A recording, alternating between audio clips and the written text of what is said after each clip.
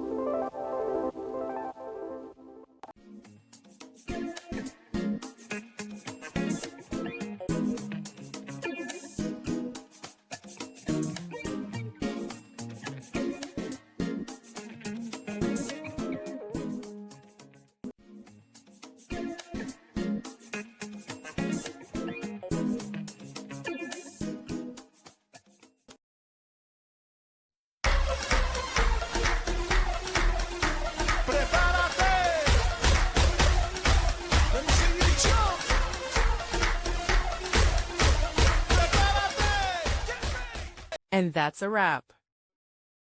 I hope you found the answer you were looking for.